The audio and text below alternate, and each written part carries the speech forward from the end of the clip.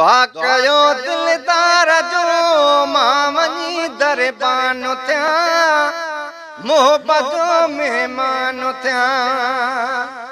दुआ कयो दिलदार जो मां वञी दरबान थिया मोहब्बत जो मेहमान थिया। रोज़ जी ज़ियारत करे उन लखे पारत करे पंहिंजो सारो हाल क्या। दुआ कयो दिलदार जो मां वञी दरबान थिया मोहब्बत जो मेहमान थिया। लिंगन में लुछ पुछ रुगो कान थी का शइ वणे। लिंगन में लुछ पुछ रुगो कान थी का शइ वणे। खोले रास्तों को खुदा सबब जल्दी में बने सबब जल्दी में बने। दुआ कयो दिलदार जो मां वञी दरबान थिया मोहब्बत जो मेहमान थिया। ओ रोज़ जी ज़ियारत करे उन लखे पारत करे पंहिंजो सारो हाल क्या।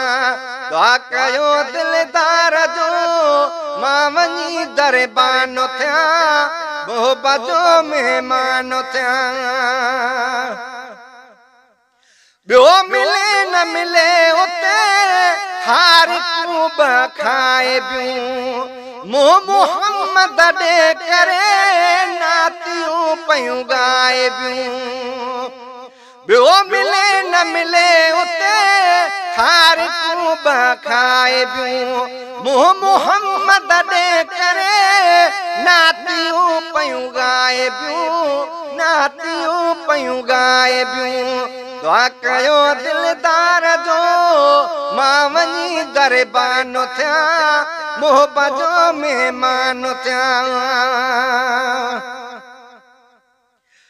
इश्क वारनि जो उते दादो ऐं फरियाद आ। इश्क वारनि जो उते दादो ऐं फरियाद आ। मिसकीन भल केॾो हुजे मोहब्बत खे उहो याद आ मोहब्बत खे उहो याद आ।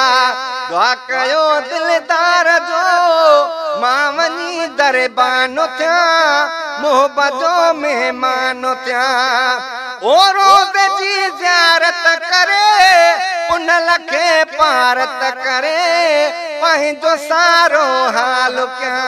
दुआ कयो दिलदार जो मां वञी दरबान थिया मोहब्बत जो मेहमान थिया। ओ इश्क वारा उम्मती मोहब्बत खे आहिनि मिठा। अबा बकर उमर ॾिसो सरदार सां आहिनि कठा सरदार सां आहिनि कठा। दुआ कयो दिलदार जो मां वञी दरबान थिया मोहब्बत जो मेहमान थिया। रियाज़ जन्नत में पढ़ी नफिल दिलड़ी ठारिजे इरशाद पासी उमिरि पोइ अरबिया ॾो घारिजे अरबिया ॾो घारिजे। दुआ कयो दिलदार जो मां वञी दरबान थिया मोहब्बत जो मेहमान थिया।